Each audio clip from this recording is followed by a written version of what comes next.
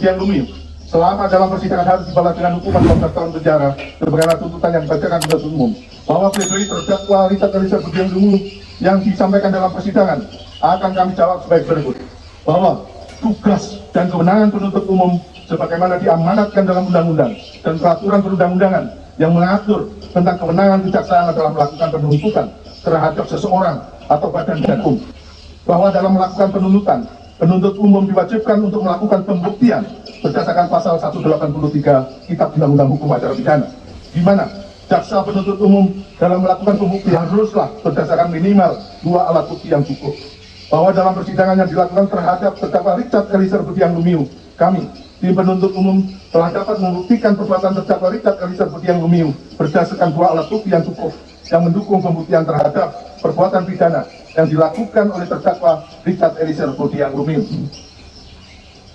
bahwa terkait tinggi rendahnya syarat tuntutan yang kami ajukan di depan persidangan terhadap terdakwa Richard Eliezer Budiang Lumiu telah ditentukan berdasarkan parameter penentuan yang sudah jelas sebagaimana yang diatur dalam standar operasional prosedur penanganan perkara tindak pidana umum yang berlaku dan berdasarkan peran terdakwa Richard Eliezer Budiang Lumiu dalam perbuatan pidana sebagaimana yang kami dakwakan terhadap terdakwa Richard Eliezer Budiang Lumiu tanpa tendensi apapun yang melatar belakangi hal tersebut, dan kami berpendapat tinggi rendahnya tuntutan yang kami ajukan kepada majelis hakim terhadap terdakwa Richard Eliezer Budiang Lumiu sudah memenuhi asas kepastian hukum dan rasa keadilan,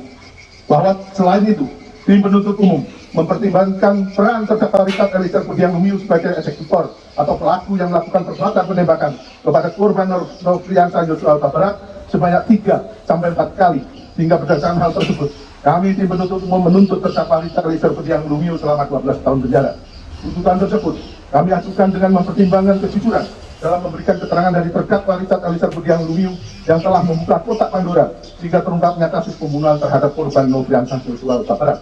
bahwa tim penuntut umum juga telah mempertimbangkan rekomendasi dari Lembaga Perlindungan Saksi Korban LPSK berdasarkan surat nomor R 0068-1.5.1 KSHP dari LPSK dari Richard Eliezer Budiang Lumiu yang mempunyai peran lebih dominan dibandingkan dengan peran para terdakwa lainnya kecuali saksi Freddy Sambo pelaku utama dalam rangkaian tindak pidana turut serta melakukan pembunuhan berencana terhadap korban Nofriansah Yosua Huta Barat, sehingga permohonan tuntutan pada majelis hakim untuk penjatuhan pidana yang paling ringan terhadap terdakwa Richard Eliezer Budiang Lumiu di antara terdakwa lainnya perlu mendapat kajian secara mendalam. 2. Bahwa kondisi ini menimbulkan dilema juridis karena di satu sisi terdakwa Richard Eliezer Budiang Lumiu dikategorikan sebagai seorang saksi atau pelaku yang bekerjasama yang dengan keberanian dan kejujurannya telah berkontribusi membongkar kejahatan yang direncanakan untuk membunuh korban Nofriansah Yosua Huta Barat, dan juga membongkar skenario pengkelabuan yang dibuat oleh pelaku utama yaitu saksi Freddy Sambo. Namun di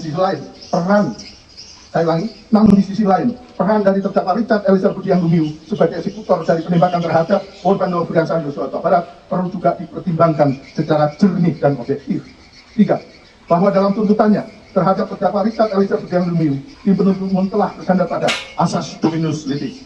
Ketentuan pasal 8 ayat 3 Undang-Undang Nomor 11 Tahun 2021 tentang Kejaksaan RI yang menyatakan demi keadilan dan kebenaran berdasarkan ketuhanan yang Maha Esa, jaksa melakukan penuntutan. Ketentuan pasal 8 ayat 4 Undang-Undang Nomor 11 Tahun 2021 tentang Kejaksaan Republik Indonesia yang menyatakan dalam melaksanakan tugas dan wewenangnya, jaksa senantiasa bertindak berdasarkan hukum dan hati nurani dengan mengindahkan norma keagamaan, kesopanan, kesusilaan, serta wajib menggali dan menjunjung tinggi nilai kemanusiaan yang hidup dalam masyarakat, serta senantiasa menjaga kehormatan dan martabat profesinya,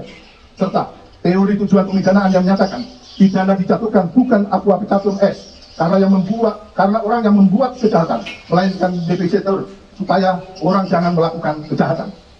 Gimana? Loyalitasnya sebagai orang yang ikut dalam saksi Freddy Sambo, dan apakah karena ikut dengan saksi Freddy Sambo dapat dibenarkan untuk melaksanakan permintaan saksi Freddy Sambo yang tidak sah atau melawan hukum? Jawabannya tentu tidak dapat dibenarkan. Sehingga apa yang dikemukakan oleh ahli hukum John Remlich berpendapat suatu perintah yang diberikan secara utuh tidak sah, tidak menjadikan sifat dapat dipidananya perbuatan karena sudah semestinya apa yang melawan hukum tidak berubah menjadi sejalan dengan hukum sekedar karena dilakukannya dasar perintah. Memperhatikan fakta hukum yang terungkap di persidangan, tidak dapat diterbantahkan baik pengakuan terdakwa maupun keterangan saksi Freddy Sambo menerangkan bahwa terdakwa Richard Eliezer Lumiu diminta untuk menembak korban Nofriansah Yosua lalu diberikan peluru untuk diisi dan dikasangkan dalam senjata api Glock milik terdakwa yang kemudian pada akhirnya digunakan untuk menembak korban Yosua. Dengan demikian jelaslah bahwa terdakwa Richard Eliezer Pudiang tidak dapat lepas dari tuduhan sehingga dari penasehat hukumnya harus dikesampingkan. Kalau Richard Eliezer Pudiang Lumiu di bawah pengaruh secara psikologis, maka tentu terdakwa Richard Eliezer Pudiang Lumiu melakukan penembakan terhadap korban Nofriansah Yosua Huta Barat tidak terlaksana dengan baik.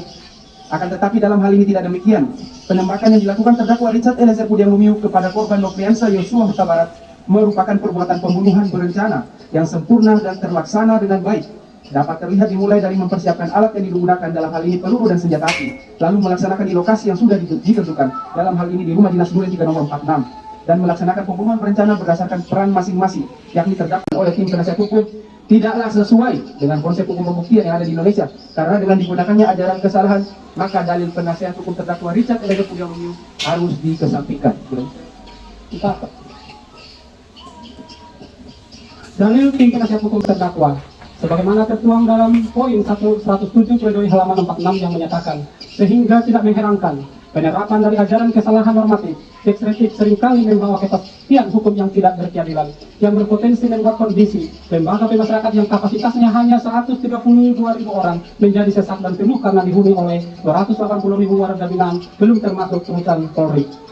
Dalil pledoi penasihat hukum terdakwa Richard Eliezer Pudiang Lumiu adalah tidak tepat, serta sangat klise dan lemah dalam berlogika, serta merupakan dalil yang sangat subjektif, tidak dapat divalidasi kebenarannya, mudah dipatahkan karena tidak disertai dengan adanya bukti ilmiah yang menjelaskan adanya kausalitas antara penggunaan ajaran kesalahan normatif deskriptif dengan kondisi lembaga masyarakat yang menjadi penuh sesak karena over capacity, serta tidak adanya bukti ilmiah yang dapat membangun argumentasi yuridis dalam penggunaan ajaran kesalahan psikologis akan dapat menurunkan kondisi over capacity dalam lembaga pemasyarakatan di Indonesia, sehingga dalil tim penasihat hukum yang meminta dipertimbangkannya ajaran kesalahan psikologis pada diri terdakwa Richard Eliezer Pudiang Lumiu haruslah dikesampingkan. 5. Terdakwa berada dalam pengaruh daya paksa sebagaimana dimaksud pasal 48 KUHP, sehingga perbuatan terdakwa Richard Eliezer Pudiang Lumiu tidak dapat dipertanggungjawabkan secara pidana yang dinyatakan pada pledoi tim penasihat hukum halaman 33. Dalil pledoi penasihat hukum terdakwa Richard Eliezer Pudiang Lumiu adalah tidak tepat dan prematur. Penasehat hukum berkesimpulan sendiri di bawah sampai maaf, sehingga tepatlah pendapat Simon yang mengungkapkan overmah itu dapat berupa keadaan terpaksa secara fisik dan mengatakan terdakwa Richard Eliezer Pudiang Lumiu berada dalam pengaruh daya paksa sebagai masuk dalam pasal 46 KUHP. Penasehat hukum tidak memperhatikan fakta hukum yang sudah tidak dapat terbantahkan lagi. Terdakwa Richard Eliezer Pudiang Lumiu bersedia untuk menembak korban Nofriansah Yosua Huta Barat ketika diminta oleh saksi Ferdisambo untuk menembak korban Nofriansah Yosua Huta Barat yang akan dilaksanakan di rumah dinas Duren 346, hingga pada akhirnya terdakwa Richard Eliezer Pudiang Lumiu menembak korban Nofriansah Yosua Huta Barat saat mendengar permintaan saksi Ferdisambo dengan kata-kata, "Woi, kau tembak cepat, cepat, woi, kau tembak." Lalu terdakwa Richard Eliezer Pudiang Lumiu menembak korban Nofriansah Yosua Huta Barat hingga terjatuh, mengerang kesakitan, yang mana tembakan terdakwa Richard Eliezer Pudiang Lumiu karena mengenai dada korban Nofriansah Yosua merupakan salah satu penyebab kematian. Berdasarkan fakta hukum tersebut tidak dapat adanya paksaan atau daya paksa yang dapat digolongkan sebagai alasan pembenar maupun alasan pemaaf. Bahwa pledoi tim penasihat hukum haruslah dikesampingkan karena uraian pledoi penasihat hukum tidak memiliki dasar yuridis yang kuat yang dapat digunakan untuk menggugurkan surat tuntutan penuntut umum. Berdasarkan hal-hal tersebut di atas, penuntut umum memohon kepada majelis hakim yang memeriksa dengan perkara ini untuk 1. Menolak semua pledoi dan dari tim penasihat hukum terdakwa Richard Eliezer Pudiang Lumiu. 2. Menjatuhkan putusan sebagaimana diktum tuntutan penuntut umum yang telah dibacakan pada hari Rabu tanggal 18 Januari 2023. Demikian replik penuntut umum atas pledoi penasihat hukum terdakwa Richard Eliezer Pudiang Lumiu yang telah kami bacakan dalam persidangan hari ini, Senin tanggal 30 Januari 2023. Selanjutnya, kami menyerahkan sepenuhnya kepada majelis hakim yang mulia untuk memutuskan perkara ini dengan seadil-adilnya. Sekian, terima kasih. Tentukan pada hari Kamis yang akan datang.